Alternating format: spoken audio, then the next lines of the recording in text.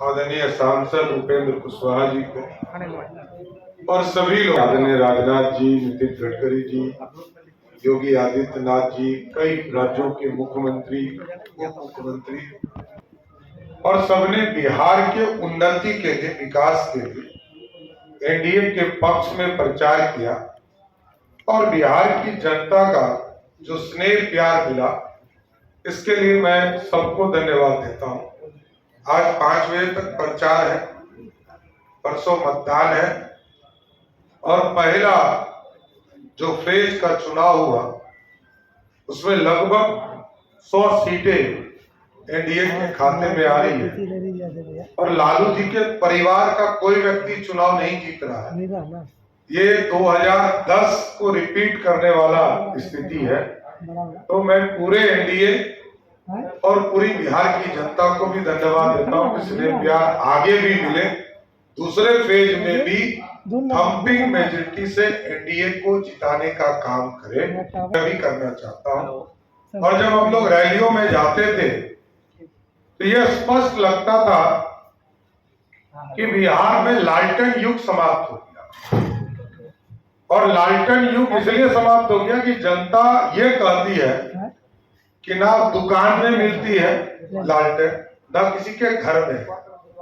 अब मोदी जी और नीतीश जी के युग में एलईडी बल्ब और बिजली युक्त है और उस पर भी 125 यूनिट, लगभग 1,70,00,000 परिवार के घरों में पिछले 4 महीने से बिजली बिल नहीं आया।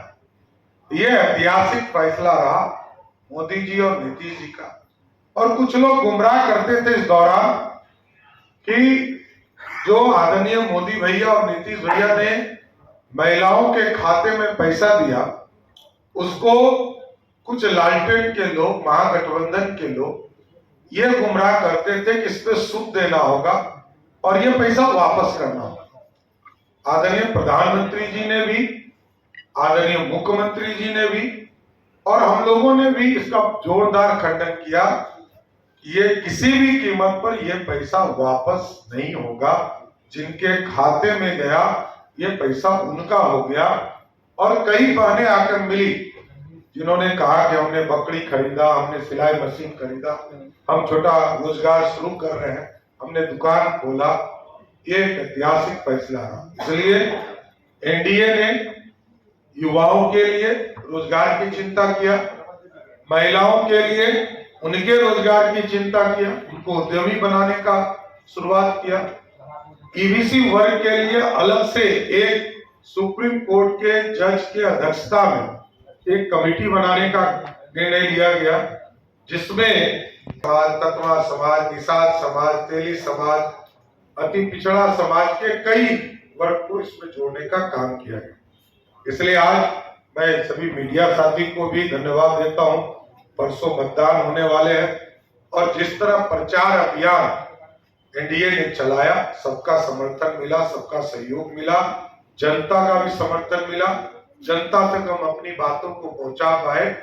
इसलिए मैं सबका शुक्रिया भी करता हूं, धन्यवाद भी देता हूं कि आगे 11 तारीख को जो मतदान होगा उसमें थम्पिंग मेजॉरिटी से फिर से एनडीए को जिताने का काम कीजिए। धन्यवाद। राज्य सरकार का स्पष्ट मानना है, कहीं भी कोई यदि दिक्कत है तो निर्वाचन आयोग एकदम सख्ती से सख्ती कार्रवाई